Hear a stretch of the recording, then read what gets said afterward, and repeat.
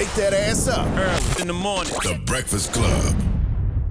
Morning, everybody. It's DJ Envy, Charlamagne the Guy. We are the Breakfast Club. We got a special guest in the building this morning. Yes, indeed. We have Miss Elaine Welteroth. Welcome. Hi, guys. How you feeling this morning? I'm good. How are you? Good. Blessed, black, and highly favored. I love it. I'm just really taking in this whole chair, the throne that you're sitting, that the two of you are sitting on. Well, I'm just mad I didn't get a throne. Where's my throne at? No, we got it. We're thinking of something for the guests in 2024 to make them, because we're all regal, right? But this is really just for television. Right. Because we're on BET and for the internet and stuff like that. Okay. Yeah. And then when we add the new third person, they'll have a throne. So we're going to have a whole Watch the Throne campaign. Okay, I love it. But we have to figure it out because the thrones will be too high to block the cameras, which we didn't think about beforehand. So it's going to be a cluster F. Right, But we're going to figure it out. Right. You hear the cameraman talk about, You hear the camera guys, he knows. So now you're here for a Conversation Project? Yeah, I love the that name. Conversations Project. Yep. Now, what is the Conversation Project? So the Conversations Project, which is on HULU, is basically, so it's inspired by the Harlem Renaissance Salon. It's like, think back to the era when, Black intellectuals, academics, entertainers would rub shoulders and break bread and share ideas in a safe space. And we wanted to recreate that on television. And it's really incredible. It's bringing together some of the greatest minds in our culture from every corner of the world. So you have artists, you have entertainers, we had a Black astronaut. wow. All coming together to really exchange ideas. And you don't have anything like this on television, which is kind of crazy when you really think about it. It's like, how has it taken this long for a show like this to come about? But I'm so glad that it did. And we just talk about everything under the sun that affects our community. And we talk about it through a Black lens. And we debate, we laugh, we agree, we challenge each other, and it's really intergenerational. It's just a really positive, nuanced place to have conversations that matter in our culture. I feel like it's I'm really very proud hard. of it. I'm sorry. I feel like it's very hard for us to have conversations nowadays. I feel like we're all talking at each other instead of to and with each other. That part. And that's why I think a show like this is so important, because it's modeling how to have productive, constructive dialogue, how to listen, how to not react, defensively.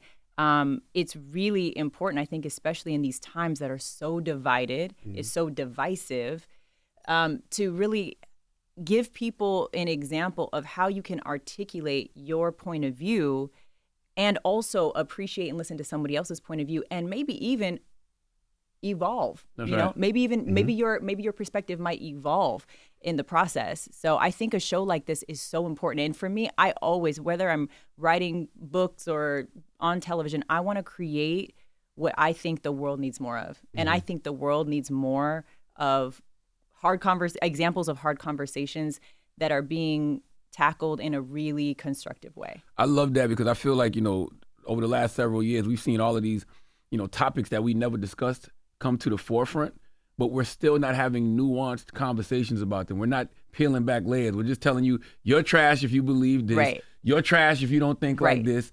But it's just like, where's the exchange of ideas? So those people that you may not like the way they think about a certain thing, they might evolve on the subject if you just have a conversation about it. Exactly. And you might evolve. I think that's the thing, is to come to the table with an open mind and be willing to listen. I learned, my mind was open. I came with an open mind and open heart. I think everybody did. And you know what helped? I forgot to mention this. I can't believe I forgot to mention this. It's a dinner party. So you have like Michelin star, a Michelin star chef who is giving us incredible food and Black-owned wines, and we are just like, so I feel like everybody came in like maybe a little nervous, like what's about to happen at the table? Are they gonna? There gonna be some gotcha questions, and then everyone just realized this is actually a safe space. Sip some wine, you relax, your nerves, settle a little, and we really. We came to the table, many of us strangers, and we walked away feeling like we had extended community. Like a family, right. Honestly. So it was beautiful, and I honestly hope that it inspires people to have some of these conversations at their own dinner table with their own friends, at their work, at their church. Like, whatever the community is that you are a part of, this is how you can have these conversations. And also invite people over to your house. Again, like we've all been in isolation for so long, and we thrive in community, you know, but it takes somebody to be intentional about curating the right group, about sending that invitation, bringing people together, creating a safe space, and really guiding the conversation. So I really hope that like this is like the return of the dinner party. You know, who are some of the people that are I know every episode is a different cast. So who are some of the people that are at the table? Yeah, we had a whole wide range of people, like I said, from Black astronauts to entertainers to authors, athletes. So we had a couple people we had that I really love. Phoebe Robinson, she's hilarious. Shine, Jim Jones, Ali Love, Roy Wood Jr., Tori Naughton. She was amazing. Brittany Hall, Mark Spears. Yes, Lena Bloom. And so the hosts there's 3 hosts. One is the chef, David Lawrence.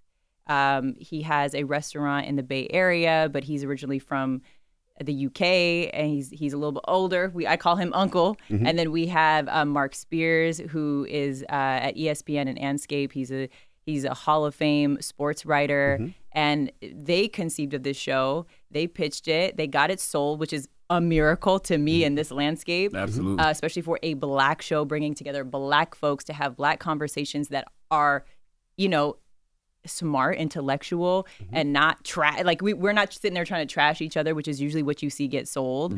And then they brought me on. They wanted to have a woman's perspective at the table, someone who could help bridge the generations. And I immediately, once I understood the concept of the show, the spirit of the show, the intention of the show, I was like, sign me up. This is a dinner party I feel like anybody would want to be invited to. So it was an honor to be a part of it. How did you pick the people you wanted to have a conversation with? Because, you know, when you talk about curating the right people, because even when you say, let's bring back the dinner party, I'm just not letting nobody in my house. Your energy got to be right. Your energy got to be right. Yeah. That's the part. Yeah. I think we all just kind of agreed. We all brought our lists, and we all kind of thought, we want to make sure every single table is really intergenerational. So that was a really important piece. We wanted to make sure that it was co-ed. So there was a nice mix of, you know, men and women, and that everyone was represented. So trans folks, queer folks, you know, I think the beauty of this show is that it showcases the spectrum of Blackness, right? Like we talk about what it means to be Black and queer, Black and trans, to what it's like we talk about the biracial experience and everything in between. We got, you know, old elders in the room. We got the young folks in the room. We got the millennials. And what you see is that it just reminds you that Blackness is not a monolith. We come from all different places all over the world with different perspectives. And it really it shapes our worldview. But when we break bread with each other, when we break down these conversations together, we realize how much more we have in common than what divides us. Yeah. What about the titles of the show? Like those are the conversation starters within themselves. Like what it's called. We Him is one episode called. We Him. Yeah. I didn't name them. Oh, got you. I wish I could tell you. Yeah, that was episode 5. We Him. Yeah. We Him. Right. Have you guys seen any of them? If you have not seen them, not yet. It's a 6-episode series. It's totally bingeable. Once you watch one episode, you will naturally want to just keep going. And I've gotten such great feedback from everyone that, you know, they're excited to see Black folks coming together to have these rich conversations, these intergenerational conversations, especially in a time like this. Like, honestly, guys, it's dark times out there. Absolutely. And we need something that is feel good, that makes us think, that opens our mind. And I think this show is exactly that. And I hope we get to do it again and again. I hope we can bring y'all to the table. Would love to. Next season. What's one conversation that stood out the most to you that you remember, that's something that you was like, wow, this is going to spark a lot of conversation and interest when this episode's released or when people see this episode? Yeah. So 2 come to mind. One is a conversation with Brett Gray, who's this Gen Z actor. And he brought such incredible energy to the table, and he got into a kind of a contentious conversation with the older gentlemen at the table, who we were calling them OGs. So David Lawrence, Mark Spears, they were talking about sort of how this older generation, we're talking about Black manhood and toxic masculinity, and how the older generation of Black men, with the intention of trying to protect and guide the next generation of Black men, sometimes their way can crush the spirit of this younger generation that aren't as oppressed, that aren't as they aren't facing. They're living in a completely different world. Correct. And so how can you prepare the next generation of Black men to navigate the world as Black men when they're in a completely different world than you came from? And so he's sitting there with his like fly, like denim jacket on. It's sparkly. He's got sequins, and he's like, to be honest, I think that when you don't want us to sparkle. When we sparkle, it makes you uncomfortable. You put us in such a rigid box of what it means to be a Black man, and frankly, I don't identify with that. I'm more than that. I want to be more than that, but you put me in the box, and you actually make me feel more oppressed than the world. And so it was like this really intense moment where you just know, like, this is a moment that is so powerful that people need to see. And I hope that it really sparks some debate, not some debate, but I really hope it sparks kind of introspective conversations between Black men of different generations. And you know, what's beautiful is I feel like there's a lot of conversation about women, which is important. We've made a lot of, that's been very intentional in media to focus more on the woman's gaze. But there's so much ground that we don't cover when it comes to Black manhood. And so it felt nice for a moment to just sit back and know that, like, this is not for me to participate in. This is for me to listen and learn and appreciate the way these Black men are navigating this conversation. And you could see the OGs, they came from a different generation where young people, you're supposed to stay in your place. You kind of speak when you're spoken to. You respect your authority and your elders, and you don't take a certain tone. And Brett was coming in there just speaking his mind. He was very strong with it. And you could tell the OGs were getting a little like, okay, now, young brother, okay, like, you're going to have to, but they really, I was so proud of them in that moment because they listened. And there was a breakthrough, I think, for everybody in that room. And they made it clear, like, listen, they apologized on behalf of kind of like this generation of Black men for breaking their spirit and clarified that our intention is to protect you and to help you navigate this world in ways that we didn't have male guidance in this way. And so while our way might not be perfect, know that it comes from love.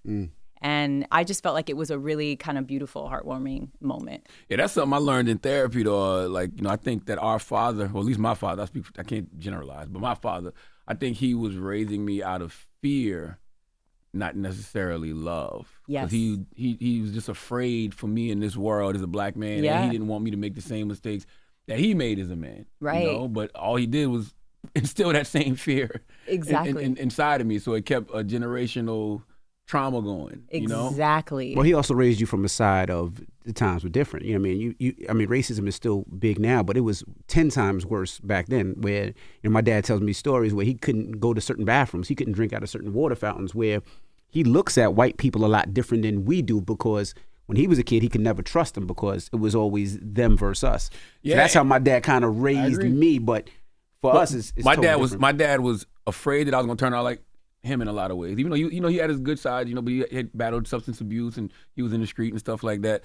But I think he was more afraid of how if I went down that path, he knew the white man had a plan for me, which was prison. Yeah. You know what I'm saying? So I think that's what it was. 100%. I remember my first breakthrough in therapy was realizing, like, damn, my dad used to punish me for things he never taught me. Oof. So he would discipline me for things that you never even taught me. You told me to follow your lead in a lot of ways, and then when I did, I would get punished for it.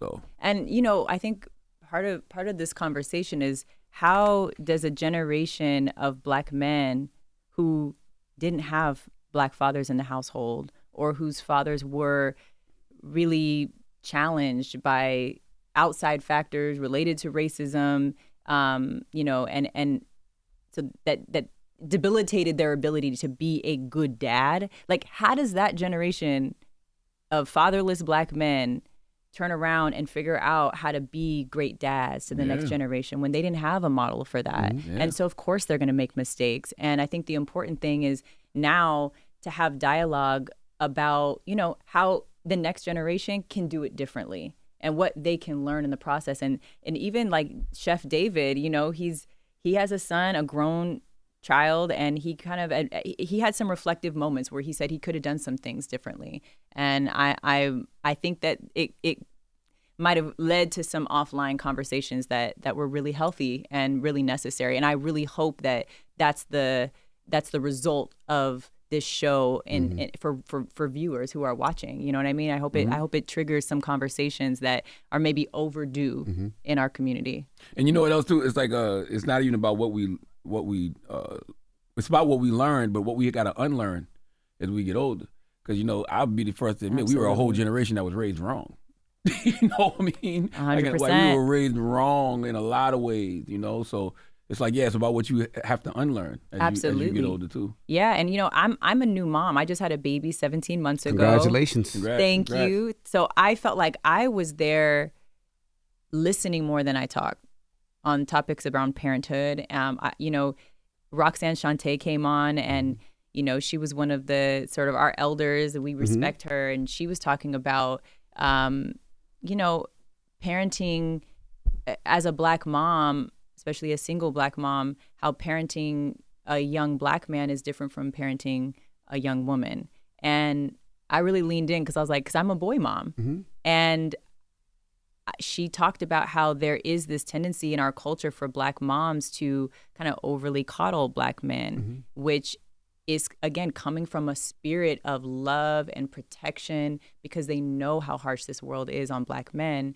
But in the end, sometimes the outcome is that these men they're not getting the tools that they need to be men in the world. And they're being coddled to the point of, you know, they're not standing on their own 2 feet. And so there was this conversation about this generation of Black men who were raised by mothers that were coddling them a little too much. And what is that impact on families, the Black family in this generation? So that's something I hadn't really thought a lot about. And so I feel like I learned a lot. You know, normally you come into conversations, you feel like you have your talking points, especially as a journalist. Like I listened and I learned. And another really standout moment for me was Lena Bloom came on. She's a beautiful trans activist and model, so eloquent. I really encourage you guys to listen to watch that episode. But she sort of challenged the room. She looked around and she said, how many trans people have you ever invited to dinner or into your home? And the whole table went silent. And she really made a compelling case for why we as a culture, as a community, really need to open our minds and open our hearts. And you know, even if you do not understand the trans experience, it is your job to protect and to love your sister and your brother, your sisters and your brothers in the trans community, and that we failed them essentially. And I was really proud of the room for holding space for that difficult conversation. And I think we really heard her. And I hope that, especially for the older heads, this is a conversation that's a little bit new. It's newer for the older heads in the space. I think it changed some of their perspectives. Yeah. You had your child at home, right? I think I read that somewhere. I did. Okay, you had a midwife. Yeah, I had a home birth. Okay. With a midwife. Is it because of all the things that are going on in the hospitals and the way the Black maternal death rate is, you just didn't trust it? It was also during the pandemic, COVID, right? 17 months ago, right? No. Yeah, well, wasn't it? Nah, I mean, aren't we still in the pandemic? I don't know. I don't know what stage we are. But I mean, well, listen, I got married at home on my stoop during the pandemic, and I had my baby at home. I don't know what stage of the pandemic it was, but yes, it was because, you know, I went into pregnancy thinking that I was going to have a hospital birth, just like, you know, my mother did and my grandmother did. That's the norm in our country. And I sort of knew about the maternal mortality crisis and the Black maternal mortality crisis, like in a peripheral sense, like it's something that happens out there in the world. But maybe not as much here. I think I bought into this myth that it also, tends to happen only in impoverished communities. And so here I am as this, as Black women go in this country, I have all the privileges you could have. So I thought I wouldn't have a problem having my baby in the hospital, finding a great doctor, finding great care. And I was so shocked to learn how difficult it is to find a healthcare provider in our current medical system that makes you feel safe, that makes you feel listened to, that makes you feel like, there's a compassionate person that's going to make sure that you have the birth that you want. And you're based out of New York? Or? I'm based out of LA. LA, okay. And so I went through from doctor to doctor to doctor. And this is me. I am like, I'm pretty well connected. I got resources. I could go to the best of the best. And I had bad experience after bad experience after bad experience. It was so incredibly humbling. And it was the first time where I had to really confront the fear that I could very well become another statistic. And what I learned as I went through this journey is that this issue is so complex. It is this crisis, this maternal mortality crisis that overly impacts Black women is very real. And unfortunately, the rates of deaths are actually surging. It's really scary. And I think when you talk about it with folks, I think people still there's this misconception that this isn't happening in this country, that this isn't happening to people who look like me or come from where I come from. It's not happening to well-educated Black women of means. It absolutely is. And as I've gotten deeper into this work and into the stats, I realized that Black wealthy women are dying at higher rates than poor white women in this country during and after childbirth. So when you understand, like, truly what the picture is, how prevalent this issue is in our country, even the richest country in the world, you start to think about what informs your point of view on where a safe birth happens and who's delivering your baby and why these messages are what you believe, And so I thought, I always thought like, to be safe, I should have, I've heard of home births, I've heard of midwives, sounds beautiful, God bless, but to be safe, air quotes, I'm going to have my baby in a hospital.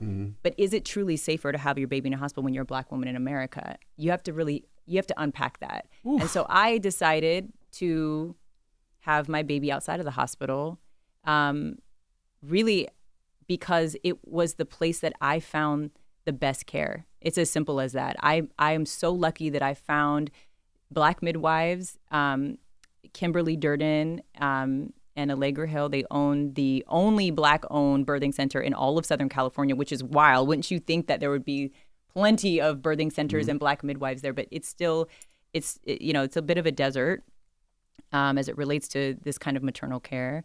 But these women were like angels. They were truly like, they're unsung. Midwives and doulas are unsung heroes in our communities. Absolutely. And they came in and completely changed the trajectory of my pregnancy and really opened my mind, opened my eyes to this crisis. And I feel compelled now to do something about it. And I will say, I think I had a beautiful birth. I had a sacred birth. I felt so safe and cared for. And I feel like we need to share more positive birthing stories with Black women, from Black women. Explain the process, because we've had Latham Thomas. That's me and my wife several times. But Latham Thomas. Is your wife pregnant? Well, we had our last two. Latham was our doula for our last two.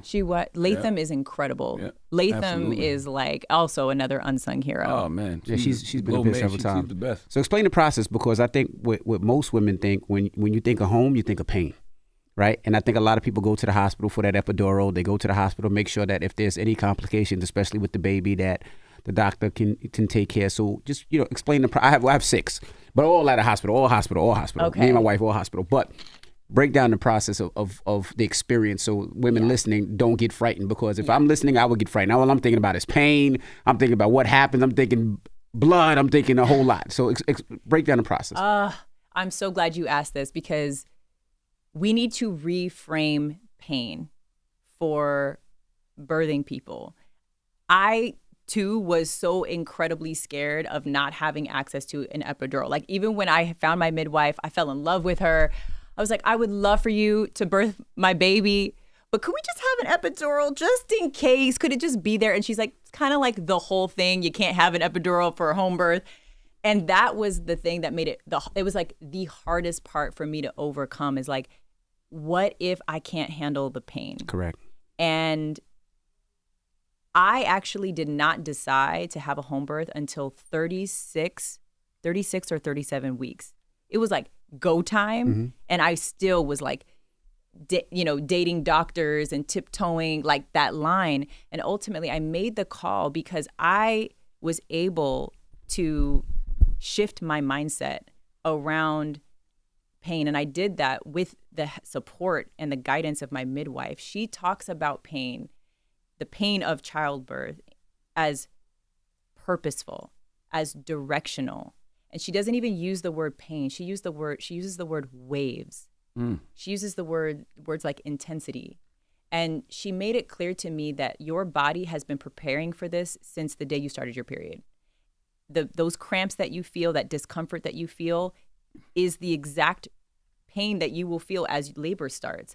So it's not an unfamiliar pain. Like, I thought I was going to be like it's going to feel like knives in my... The way the movies make it seem, right? The movies make it seem like it is... You're dying. Absolutely horrifying. Like, the movies and everything we've ever seen about birth is all inspiring fear. None of it is inspiring self-trust. Right.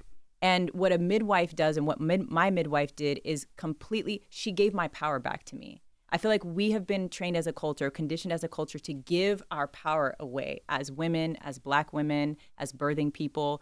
We give our power away to these authorities in white lab coats that often undermine our intelligence, that often gaslight us, that take advantage of the power that we give away. We're not taught about our bodies. We're not taught about what we were built to do. We're not taught about how babies have been getting here since the beginning of time, which was not in a hospital, right? We're not taught about how the obstetrics came about, and that it was set up as a business that prioritizes profit over patients. We're not taught this. Once you learn just how systemic and complex this issue is, you start to realize that, like, there's a lot of unlearning that we have to do. And I was so grateful that, like, this woman, this midwife, the way she talked about birth was like pleasurable. And I was like, oh, that's how I know she's crazy. She's crazy.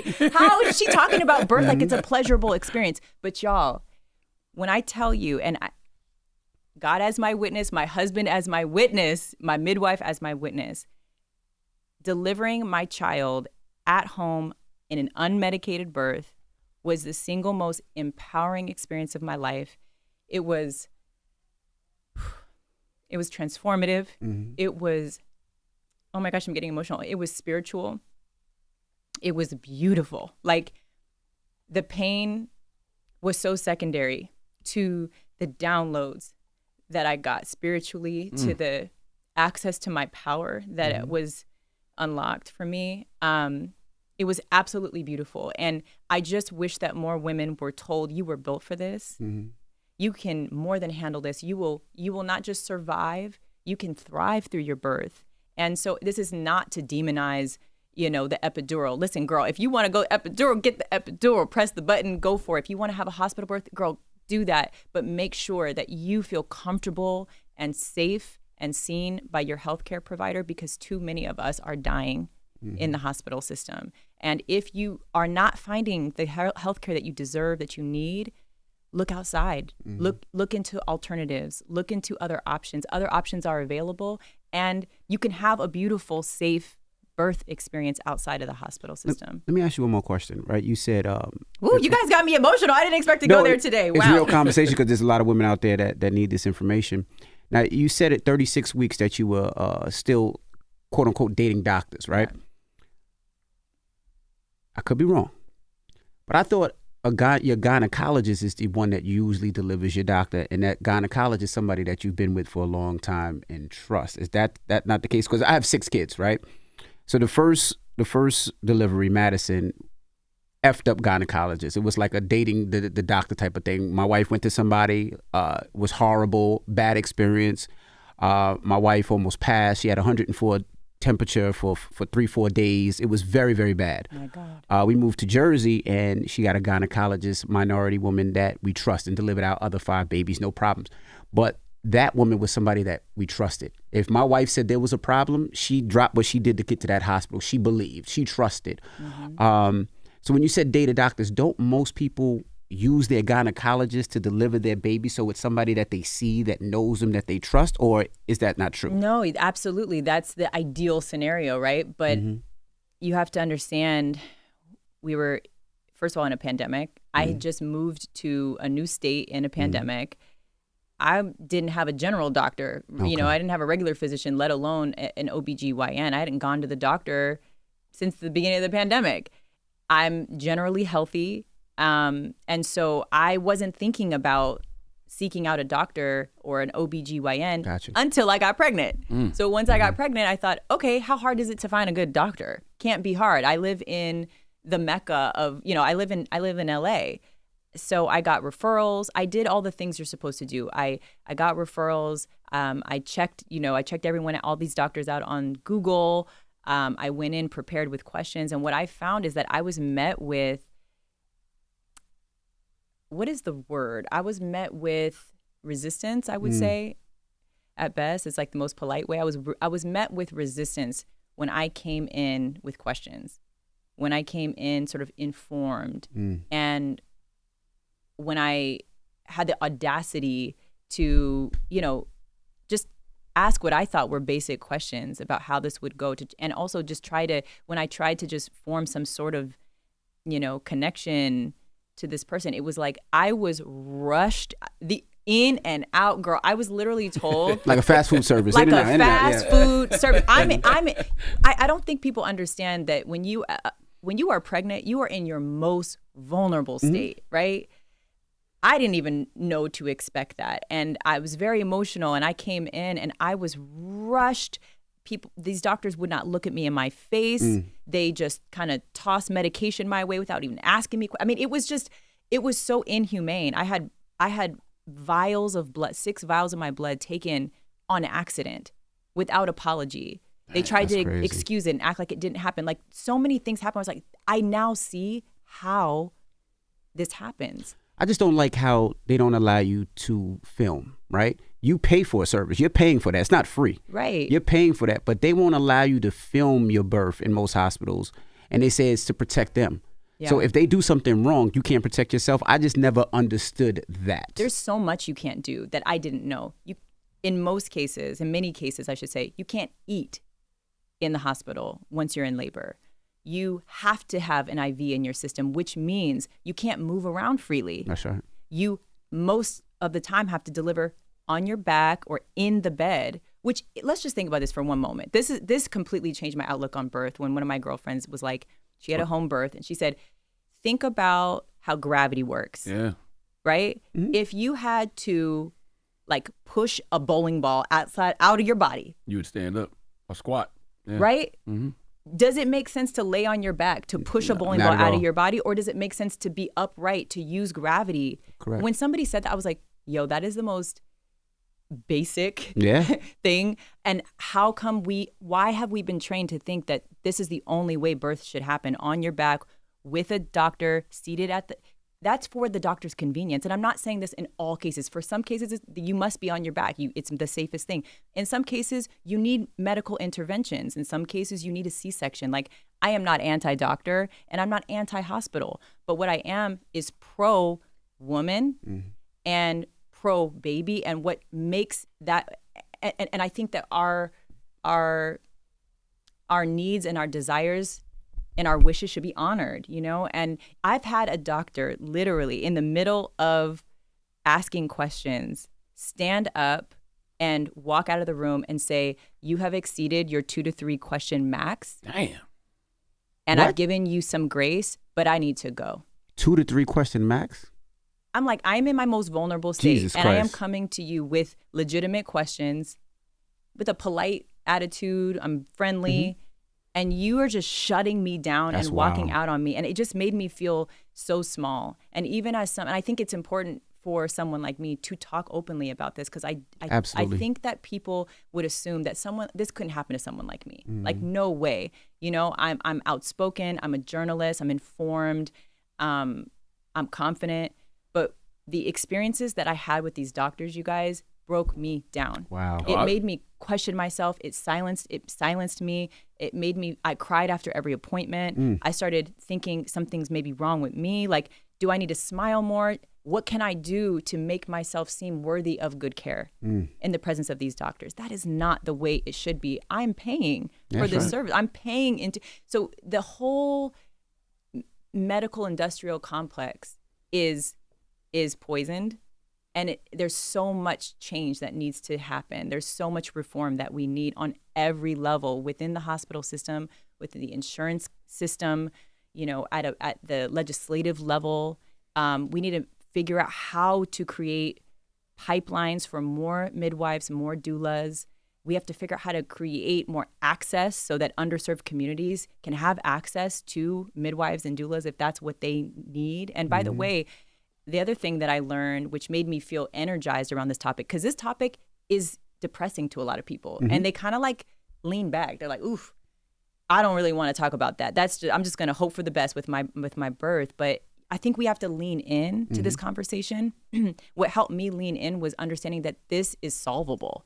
Like, there are solutions, and there's a stat that was really staggering to me. That basically, if you have a midwife or a doula, 70% of these deaths could be prevented. 70% of these Black maternal health deaths could be prevented with the intervention of a midwife and a doula. That gives me hope. That's like, okay, well, if that's the way to solve this, let's figure out how we can create a pipeline of more midwives, more doulas. Let's figure out how we can create a system that's more of a hybrid model where doctors, doulas, and midwives can all coexist peacefully, can work well together. And so as you can see, I'm just very fired up about this particular issue, because I just think there's nothing more important than keeping mothers alive to raise these children that we are bringing into the world, especially at a time like this where more women are being forced into motherhood before they're ready. If we have the audacity as a country, if our government has the audacity to force women into parenthood before they are ready, we need to create systems that will keep them alive to raise those children. It is as simple as that. So I hope next season, I'm bringing it back to the show, I hope next season this is something we can talk about Absolutely. and unpack. Oh, this And is definitely to be a honest, conversation. Yeah, It feels no, so, love it. can I just tell you, this is the first time I had this conversation with 2 men.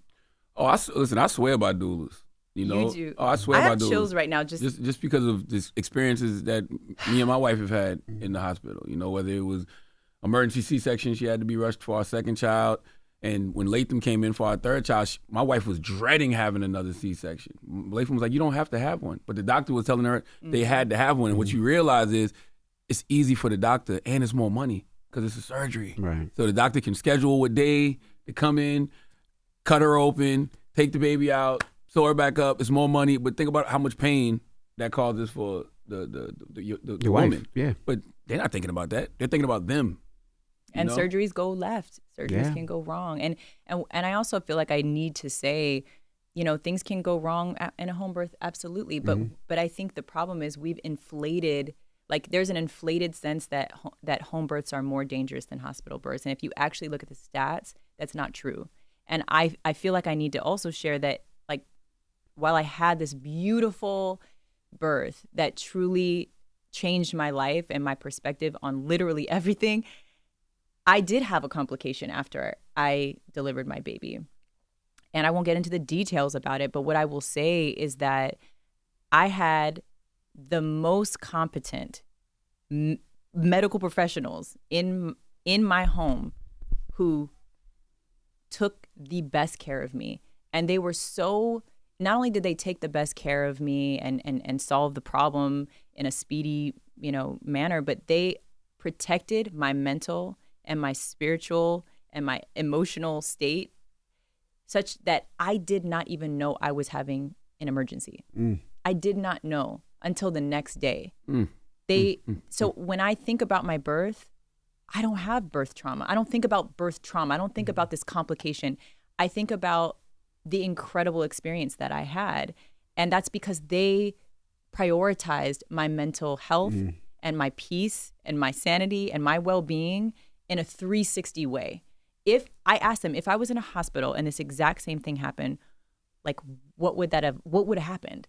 They were like, well, they would have rushed in a number of nurses and doctors probably would have come in. You would have been separated from your child. You would have been rushed into a different room. You might have been given blood transfusion. It would have been like, alarms would have been going off. In the safety of my home, I was taken care of. I didn't know anything was going wrong. They swiftly handled me, and they were very prepared to call the ambulance if they needed to. And I think that's really important for people to know. People think that there aren't mechanisms in place to navigate when something goes wrong. And their midwives, their actual job is to identify the point when and if you need medical intervention. If you need to call the ambulance, you need to get to someone to a hospital, there's already a plan in place.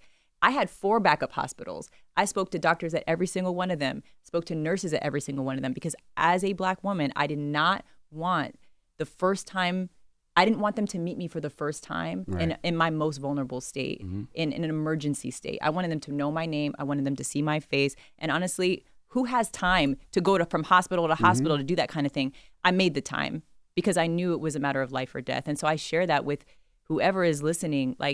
There's so much fear-mongering around motherhood and childbirth in this country. And, it's for good reason. These stats are really staggering. They're real. It's very scary.